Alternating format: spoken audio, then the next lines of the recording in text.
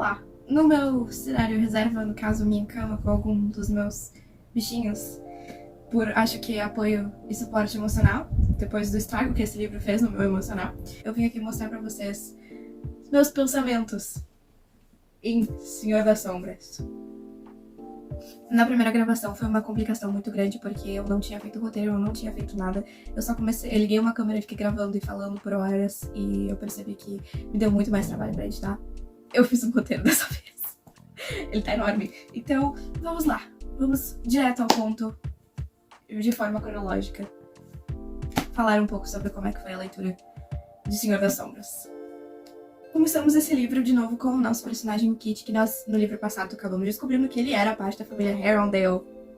No primeiro capítulo, ele tá tentando fugir do instituto, porque ele foi levado pro instituto pra ser um caçador de sombra. E o nosso querido conhecido Jace, personagem principal da história lá da Cidade dos Ossos e Cidade do Etc, porque são muitas cidades, que eles são parentes.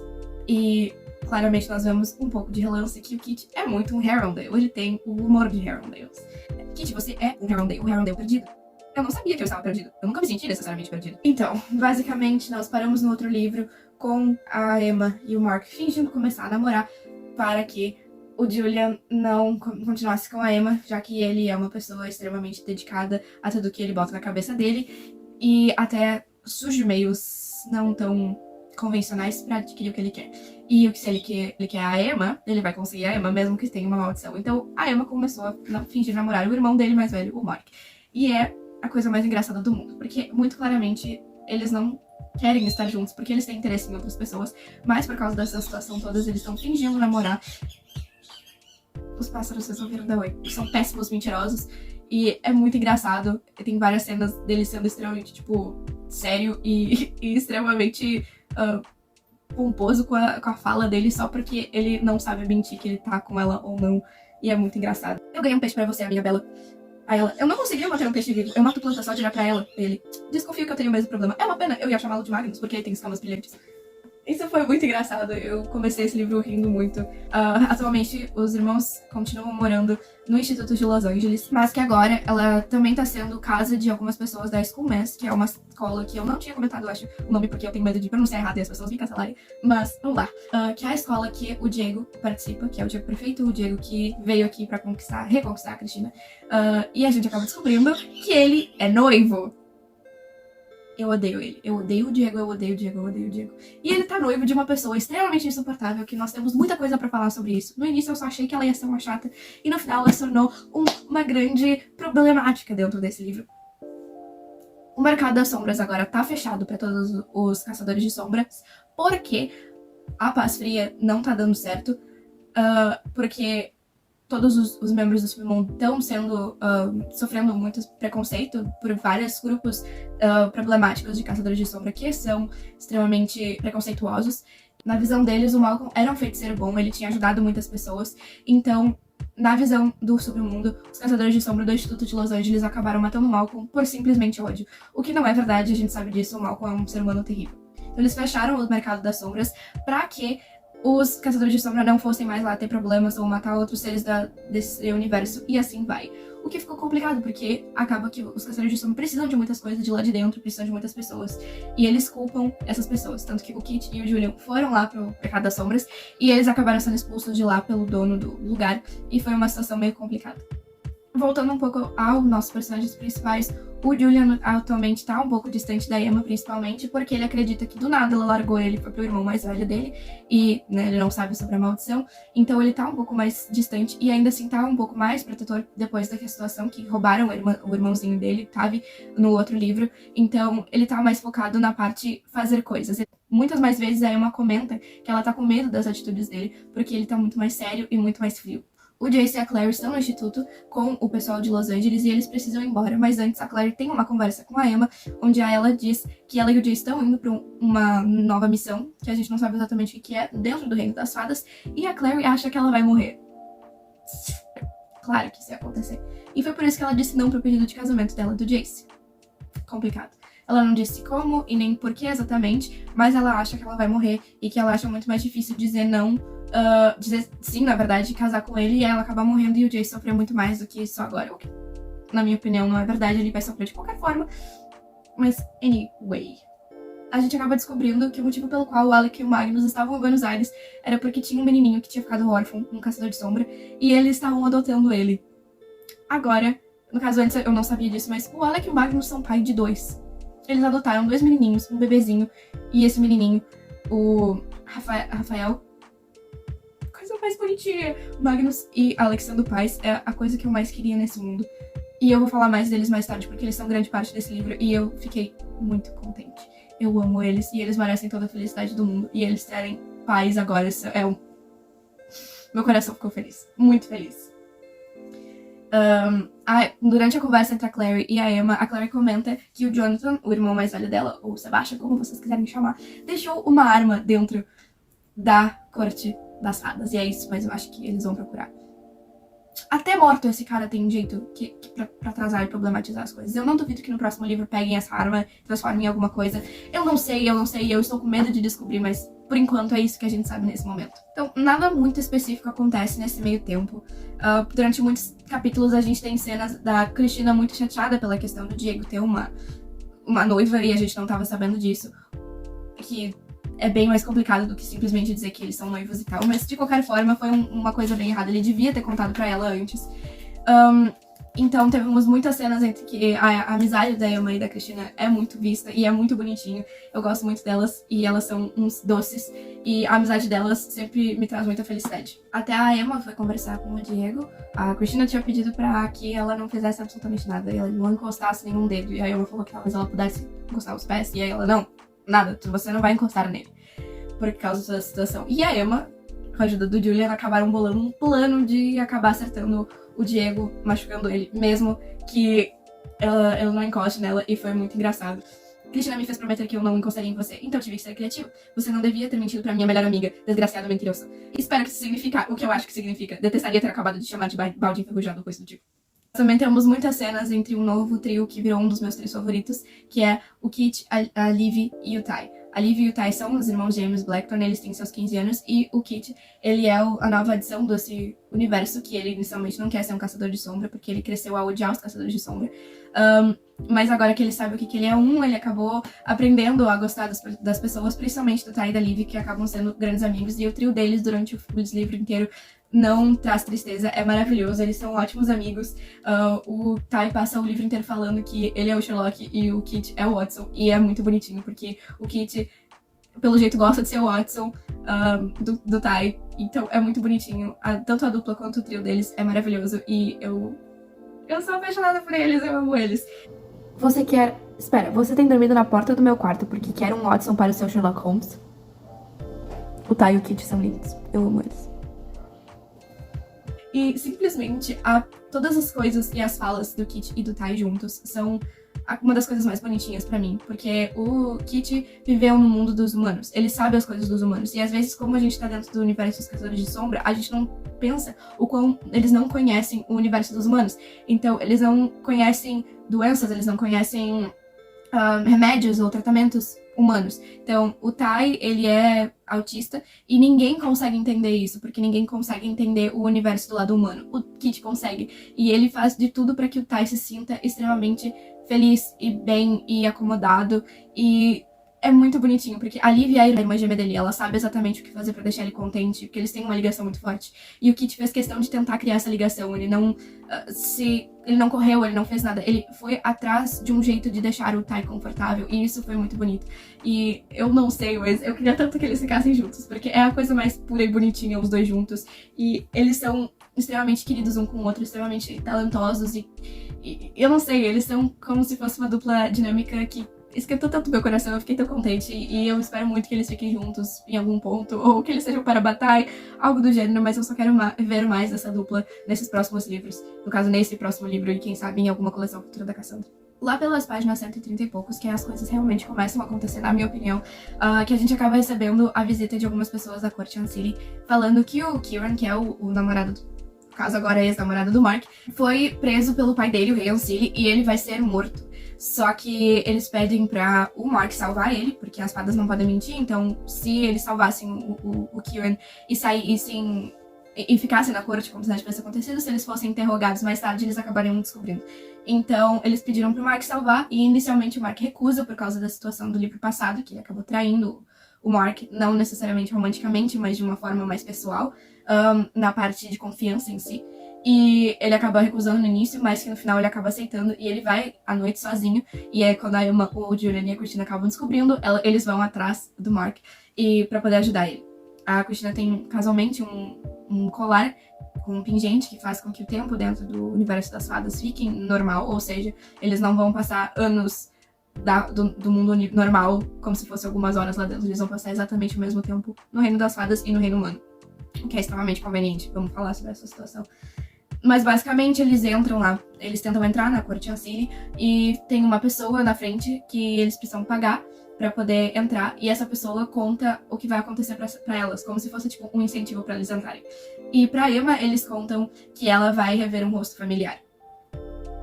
Nós sabemos que as fadas são ruins. Repete comigo, as fadas aqui são ruins. Então a gente automaticamente já sabe que tem alguma coisa errada acontecendo. Alguém vai fazer alguma coisa errada, ela vai acabar vendo uma miragem e ela vai acabar sofrendo com isso.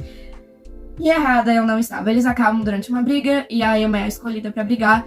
E a pessoa que é escolhida pra brigar contra a Emma é uma pessoa exatamente igual ao pai dela. O pai dela está morto, mortinho, bem morto. E não temos o que fazer em relação a isso. A gente sabe que ele tá morto. Ele não estaria vivo, seria muito erro num plot. Então realmente era uma fada usando o rosto do pai dela. Não a lá Coringa, mas tipo, a lá magia. E ela acabou se sentindo muito triste e muito traída. No minuto que apareceu que eles iam entrar na corte Cília, eu fiquei, cara, vai dar alguma coisa errada. Tem alguma coisa que vai dar errado. Nunca dá certo quando tem fada envolvida nesse universo, nunca dá certo. Então, basicamente, nesse meio tempo todo, a Emma precisou lutar com uma pessoa que tinha a cara do pai dela, que não era o pai dela, porque ele tá morto. O Mark e a Christina ficaram juntos, mas o ex-namorado do Mark voltou sem memória, ou seja, ele ainda acha que eles estão namorando, sendo que o Mark ainda tá fingindo namorar a Emma por causa do Julian, então isso aqui vai estar sendo um diamante amoroso que eu já não quero mais. O Julian beijou uma fada, porque a fada assumiu a cara da Emma. Agora apareceu a família do Mark, da Ellen. Aparentemente a Rainha Cília, que é o livro que o Malcolm usa agora de magia negra. Porque ela vai proteger, e aí em troca ela vai trazer a Ellen e a esposa dela de volta. Eu nunca fui triste, eu quero a Ellen de volta. Eu quero a Ellen com os irmãos dela, eu quero que as duas sejam perfeitas e um casal maravilhoso. Com os irmãos. O Mark e a Christina acabam saindo no meio da noite pra dançar, o que a gente descobre em alguns livros anteriores, que as festas das fadas, essas especificamente, façam que você dance pra sempre até morrer. Então nesse momento eu tava pensando, por que raios eles estão indo em direção à festa? Foi a coisa mais estúpida do mundo. Mas rendeu um beijo entre eles, então eu não posso ficar triste. Eu estava ansiosa para que eles ficassem juntos.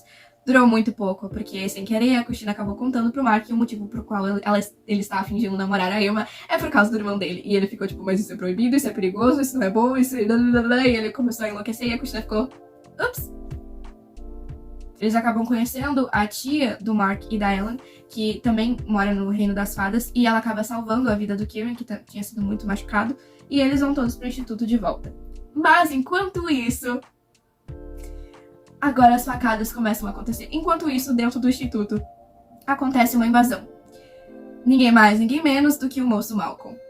Surpresa, ele está vivo. Surpresa de 0 pessoas, mas ele está vivo. Não só o Malcolm estava vivo, mas pelo jeito a Annabelle não acordou no final do outro livro. É meio que... É pra agora. Ela acabou de... Eu não sei o que eu tô falando. A Annabelle, pelo jeito, não acordou exatamente naquele final daquele livro, ela acordou agora. Eu não sei ainda, tem muita coisa pra ver. Mas não só o Malcolm está vivo, quer dizer, estava vivo, como ele usou o tio Arthur pra ser o sacrifício pra acordar a Annabelle. E a primeira coisa que a Annabelle fez quando ela acordou foi matar o Malcolm. Eu não tô entendendo mais nada e isso foi muito bom. E o Julian viu isso através de uma visão da fada da corte Cília. O que eu acabei de ler, isso é muito bom. Meu Deus. Eu acho que a Cassandra Clare deve ter escutado todas as pessoas falando que não fazia sentido, que ele só precisava de sangue Blackthorn, não necessariamente mataram Blackthorn, porque ela lançou a seguinte frase: os feitiços foram escritos em língua arcaica. Sangue Blackthorn, nesse caso, significa uma vida Blackthorn. Ou seja, Annabelle Blackthorn não acordou necessariamente no final daquele último livro. Aquele último capítulo era um início para esse livro, então ela acordou nesse livro. Aquele capítulo era a visão da Annabelle dentro do livro. O Malcolm chega na porta do instituto dizendo que uma das crianças dos Blackthorns vai ter que se sacrificar para que a Annabelle chegue, e eles têm até tanto tempo para saber como isso vai acontecer. A Diana, que inclusive a gente acaba descobrindo mais sobre a história dela, e ela é absurdamente maravilhosa, leva as crianças para o Instituto de Londres, a pedido da Schoolmans e dela, para que eles fiquem salvos. E ele acordou a Annabelle Blackthorn. E a primeira coisa que a Annabelle fez quando ela acordou ele foi matar ele. Com muitas e muitas e muitas facadas. Nesse momento, meu queixo caiu em sei lá quantos mil metros. Eu fiquei chocada, eu fiquei como assim? Porque eu lembro que eu comentei que não faria sentido ele não estar vivo se ela estava viva, porque, tipo, ele acordou ela. Mas aparentemente ela tá brava com ele, então ela... Posso falar um pouco sobre a Diana? A Diana, a gente acaba descobrindo nesse livro muitas coisas sobre ela. Eu já era fã dela no último livro, mas ela não tinha tanta necessariamente história sobre ela. Mas nesse livro a gente acaba descobrindo. Gwen, que é o líder da caçada, ele encontrou a Diana uma vez e já apaixonou por ela perdidamente. E a Diana ficou tipo... Hã? Mas, aparentemente, começou um romance entre eles e nesse livro, e foi uma das coisas tão de mais preciosas e mais fofas que eu já vi. A gente acaba descobrindo que a Diana é trans. E ela se abriu, acho que pela primeira vez em anos, para a Gwen. E foi uma das cenas mais lindas de todas, que ela contou que as Caçadoras de Sombra não podem saber sobre isso, porque a medicina humana não é aberta para eles. E ela não achou que ela ia conseguir ir para o universo dos Caçadores de Sombra de novo, que é a vida dela. Mas ela conseguiu, só que agora ela tá se escondendo das leis. Mas que ela... foi extremamente bonito, porque a reação do Gwen foi abaixar na frente dela e dizer que ela era uma das mulheres mais lindas e mais corajosas que ele tinha visto na vida. Ai, aquilo foi tão lindo, aquilo foi tão lindo. E, tipo... eu amo a Diana, e ela é muito corajosa, e o carinho que ela tem por toda a família Blackthorn é a coisa mais linda do mundo. E eu realmente espero ansiosa uma cena que ela conte isso pra família Blackthorn, porque eu tenho certeza que eles todos vão abrir mais ainda o coração pra ela, porque todos eles amam ela como se ela fosse parte da família, e ela merece toda a felicidade do mundo. E eu espero muito, muito, muito que a Clave simplesmente não faça nada em relação a isso, porque ela só merece ser quem ela é, e ter o respeito e a vontade que ela precisa. Eu apoio ela 100%, eu amo essa mulher. Aparentemente, a Rainha Sealy sabe como quebrar a maldição dos Parabatai, que ajudaria o Julian e a Emma. Só que ela sabe fazer isso, só que quebrando todas as ligações Parabatai existentes no mundo. Isso não é bom, isso não é legal, e a Emma com certeza não concorda com isso, até porque tem muitas outras Parabatais que estão juntos e merecem estar juntos, e isso é uma pessoa versus 1000 situações. E o Julian fica tipo, não, a gente não vai fazer isso, a gente pode usar isso contra a Clave. E ela ficou tipo, tá, mas a gente não vai fazer isso. E ele ficou, isso é, claro. O Julian me dá medo. Às vezes ele me dá medo. Eles chegaram nos institutos de Londres, assim como mais tarde o Julian, a Emma, o Mark e o Kieran e a Christina. Muita gente. E a gente descobre que, por causa do fato do sangue mago da Tessa e o sangue caçador de sombra dos Herondale, eles conseguem enxergar, os seus descendentes conseguem enxergar fantasmas.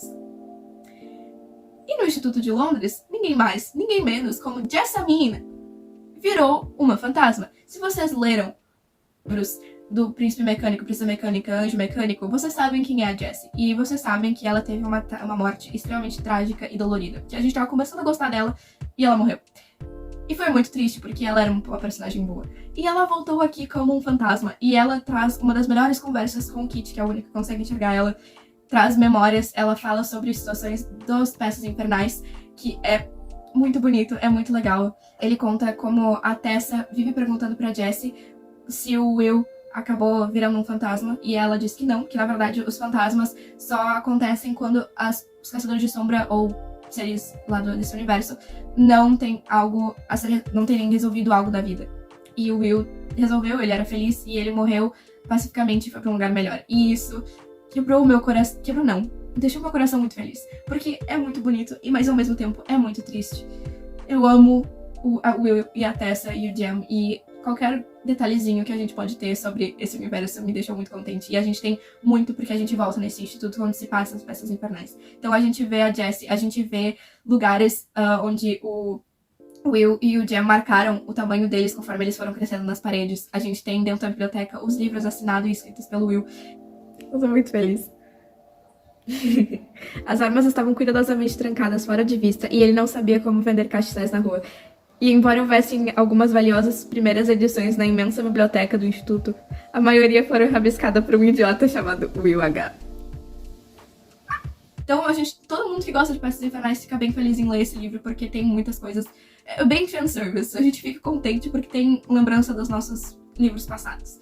A gente pode muito mais ver o Julian de novo sendo tipo um pai para as crianças, tanto que as próprias crianças vêm conversar com ele porque elas acabam descobrindo pela primeira vez que é o Julian que comanda o instituto, porque o tio deles não estava bem na cabeça, ele tinha sofrido uma maldição, então ele não tinha as ideias centradas. Então o Julian, desde os 12 anos, está comandando tudo isso e as crianças acabam descobrindo e ficando extremamente gratas pelo carinho que o Julian fez por todos eles. E foi uma das coisas mais lindas. Teve várias cenas, principalmente da Liv, que a Liv é uma das irmãs mais carinhosas e prestativas aos outros irmãos. Então foi uma cena muito bonita dela contando e conversando com ele sobre isso. Eu percebi uma coisa. Eu quero ser igual a você, Jules. Não nesse segundo, nem agora, mas um dia. Eu quero cuidar das pessoas, dos outros caçadores de sombras, de pessoas que precisam de mim. Eu quero dirigir um instituto. E você sabe, o final desse livro, essa frase já tinha me quebrado inicialmente e agora ela me quebrou mais. Nós vamos voltar um pouquinho no tempo, porque eu me apressei. A noiva do Diego, também conhecida como a Sarah Dearborn, ela e o querido paizinho dela, fofinho, que tá dentro da parte política da Clave, eles querem tomar um instituto de Los Angeles pra eles, porque eles sabem que o tio Arthur não era a pessoa necessariamente em comando só com o nome assinado. Mas que mais tarde, depois que toda essa situação com o Malcolm acontece, eles acabam trocando a ideia deles e agora eles querem comandar a Clave. Eles querem que todos os seres do submundo sejam retirados. Então, lobisomens, vampiros, magos, todas essas outras pessoas, as fadas, sejam excluídas do mundo dos Caçadores das Sombras e eles querem o poder maior, eles querem dizer que eles são os incríveis, eles são os bambambam e eles merecem o poder todo. A gente odeia ela com todas as forças e ela estraga tudo muitas vezes durante o livro. Não só no quesito Diego, porque eu já tinha desistido dele e tá tudo bem. A Annabelle ressuscitada tá andando por aí, voando por aí, e assim vai. E então a Emma e o Julian vão atrás dela pra tentar descobrir o que aconteceu, pegar o livro de volta, pegar a explicação dela de por que raios ela matou o Malcolm assim que ela acordou, e assim vai. O que eles vão encontrar uma casa, que era a casa do Malcolm e dela, de quando eles eram mais novos, e a gente descobre que o Malcolm, na verdade, tinha sido acolhido pela família Blackthorne há muitos e muitos anos atrás, porque ele tava sozinho. Então ele e a Annabelle cresceram juntos e se apaixonaram desde sempre. E que era proibido feiticeiros e caçadores de sombra se apaixonarem. Então, quando a família dela descobriu isso, eles torturaram a Annabelle sem parar e expulsaram o Malcolm. E eles tinham feito, então, um pacto com o rei Ancili que fizesse com que eles pudessem ficar juntos, com proteção, no caso. Em troca, eles iam dar esse livro maligno para o rei Ancili, porque ele queria comandar todo o reino das fadas, e não só aquele pedaço. O que não deu certo, porque a Annabelle foi capturada e ela foi extremamente torturada até a loucura, e eles acabaram enterrando ela viva. Isso foi extremamente pesado. E o Malcolm, nesse meio tempo, acabou traindo a confiança dela. E em 5 anos atrás, quando o Malcolm tentou acordar ela com o sangue dos pais da Emma e não tinha dado certo, na verdade deu meio certo, porque a consciência dela acordou. O corpo dela não necessariamente. Então faz 5 anos que ela vê toda a maldade no Malcolm, todas as situações, todos os planos, todas as ideias, e ela se sentiu muito traída, porque ela não queria, tanto pela família, pela coisa horrível que tinham feito com ela, quanto por ele, porque ela não queria que ele se tornasse uma pessoa ruim e não queria que ele tivesse machucado tantas pessoas, principalmente no nome dela. Então ela ficou muito chateada. E em tese, ela queria guardar o livro pra ela, pra que ninguém encostasse. E nesse meio tempo, a Emma e o Julian tentam de tudo, até destruíram uma igreja. Descobriram que, na verdade, a conexão para a batalha deles está crescendo e a maldição está piorando. Nesse meio tempo, dentro do Instituto de Londres, nós temos uma situação um pouco engraçada que eu não tava esperando, que é a situação de Mark, Kieran e Christina. Eu não estava esperando isso, mas eu não estou triste. Eles têm uma relação muito interessante e digamos que todos têm um respeito mútuo absurdo entre os três. E eu não sei o que dizer necessariamente. Eu só tô curtindo a vibe. Eu tô lendo o livro e eu estou curtindo a vibe. Se os três ficarem juntos, eu vou ficar feliz. Porque, sinceramente, eles são fofos. Os três juntos são fofos. E tem aquela situação. Eu já tava torcendo pra que o Will, o Jam e a Tessa ficassem juntos já nas peças infernais. O que eu entendo que não aconteceu. E o final a gente acabou aceitando e ficou ótimo. Mas aqui nesse caso, estamos todo mundo vivo, estamos todo mundo feliz, somos todos jovens, estamos todos felizes. Por que não? Junto com toda essa situação, o Kit, a Liv e o Ty vão ao Mercado das Sombras de Londres para tentar descobrir outras coisas também sobre o passado da Annabelle e do Malcolm. E eles acabam também descobrindo essa parte da história da Annabelle. Descobrem principalmente o lado da tortura dela, o que é bem complicado e triste, principalmente para 3 crianças de 15 anos verem tudo isso sozinhas. O que mais tarde dá problema, e eles são salvos pelo Magnus. E nós temos aí o início de uma vida doméstica feliz de Magnus, Alec e os seus 2 filhos. E é a coisa mais bonitinha do mundo. Eu fiquei muito contente como eles amadureceram e cresceram. E agora eles têm uma família linda, uma família querida. E os menininhos são uns doces. Voltando na história da Annabelle, nós temos a situação de que a Annabelle aparece pro Julian durante a noite. E ela conversa com ele e ele pede, confiança nele no caso, que ele não vai fazer nada de mal pra ela. E que ele quer que ela converse com a Clave pra falar que ela que matou o Malcolm, na verdade. A Zara também tá dizendo que ela que foi que matou o Malcolm pela segunda vez.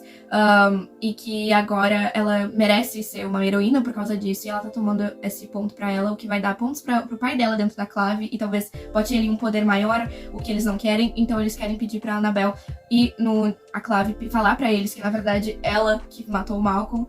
E apoiar ela e dizer toda essa situação, trazer justiça pra ela. E aí ele pegasse o livro pra ela. Só que ele tá manipulando ela de uma forma bem triste, principalmente depois de tudo que a família Blackthorne fez. E ela não acredita inicialmente.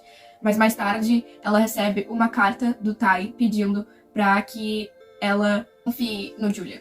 Abel, talvez você não me conheça, mas nós somos parentes. Meu nome é Tiberius Blackthorne. Minha família e eu estamos procurando pelo volume preto dos mortos. Nós sabemos que você está com ele, porque meu irmão Julian viu que você tirou ele de Malcolm Fade. Não estou culpando você. Malcolm Fade não é nosso amigo. Ele tentou machucar nossa família, até destruir se pudesse. Ele é um monstro, mas a questão é que nós precisamos do livro agora. Precisamos dele para salvar nossa família. Nós temos uma boa família. Você vai gostar de nos conhecer. Tem eu vou ser um detetive. Tem a Liv, minha gêmea, que sabe lutar com espadas. Drusilla, que adora coisas assustadoras. E Tavi, que adora que leiam histórias pra ele. Tem Mark, que é patifada, e ele é um cozinheiro excelente. Tem ela, que é exilada para guardar as barreiras de proteção, mas não porque fez alguma coisa errada. E tem Emma, que não é uma Blackthorne, mas é como se fosse uma nossa irmã postiça. E tem Jules. Talvez você goste mais dele. Ele é que toma conta de todos nós. Ele é a razão de estarmos todos bem e ainda juntos.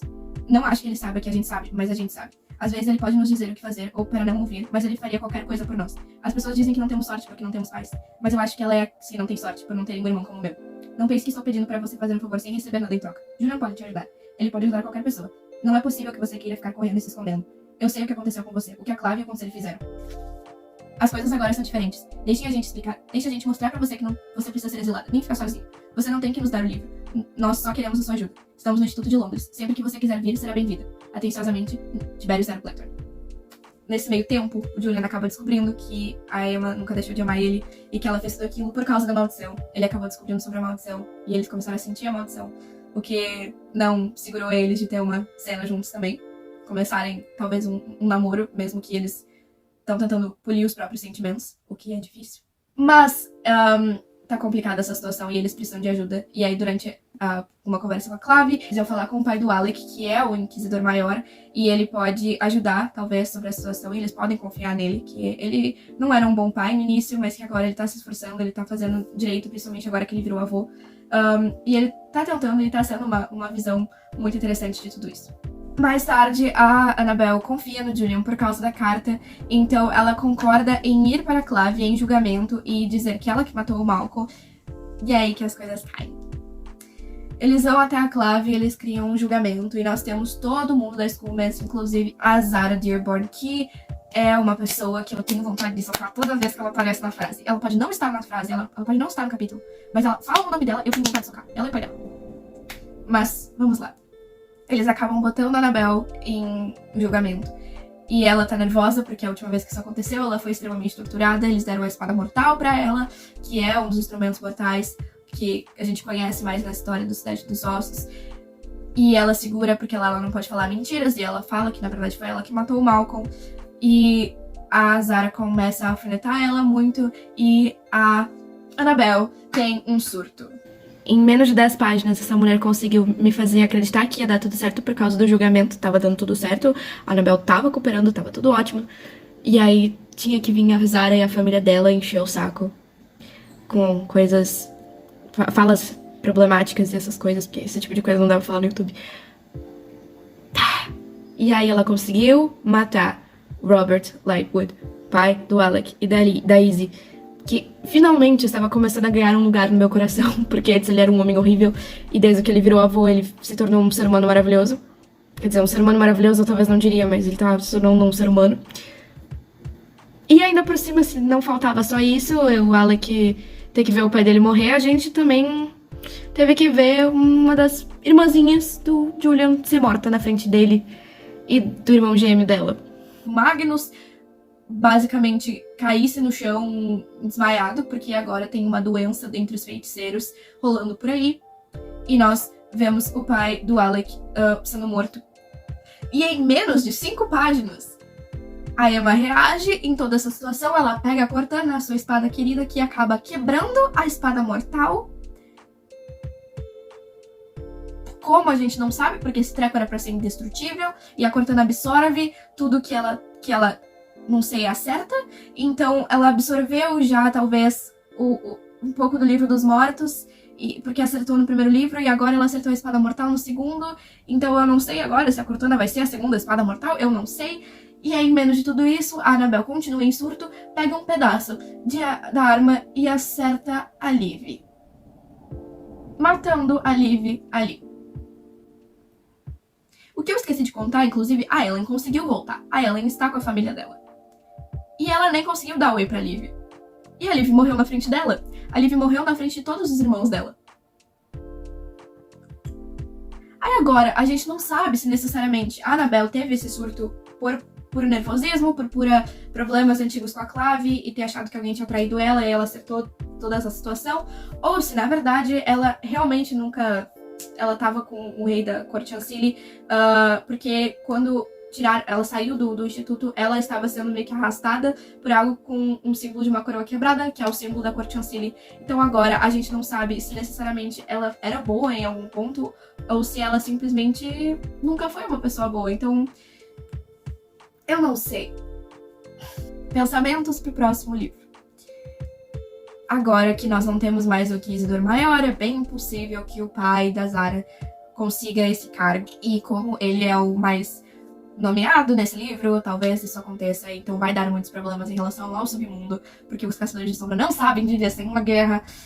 A família Blackthorn com certeza vai estar em muito luto, principalmente por causa da situação da Liv, que não é uma coisa fácil perder um membro da família, e ainda por cima depois de perder outros membros, porque ele já não tem um pai, ele já não tem a mãe, a Emma também já não tem os pais dela, então é uma coisa complicada, principalmente sendo a Liv, que é a pessoa que mais unia eles pelo carinho. Ela era muito carinhosa com todos eles, ela era a gêmea do Tai, que era uma das poucas pessoas que entendia ele.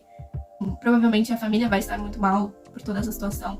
Eu não duvido que eles talvez sejam mais brutais por causa disso. Eu acredito que o Julian ainda esteja mais protetivo em relação à família dele.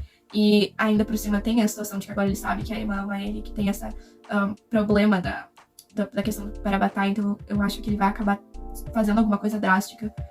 Essa coisa dos feiticeiros começarem a ficar sem magia e começarem a passar mal, que é uma doença deles, eu acredito muito que tem a ver com alguma magia que o Malcolm tenha soltado. Talvez, eu sei que o Rei Sealy estava planejando uma magia que tirasse o poder das marcas dos Caçadores de Sombra, então...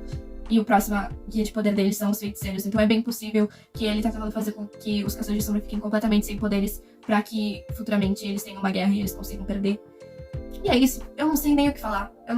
Eu já vou começar o livro o mais rápido possível, porque eu não sei nem mais o que dizer em relação a isso. É isso.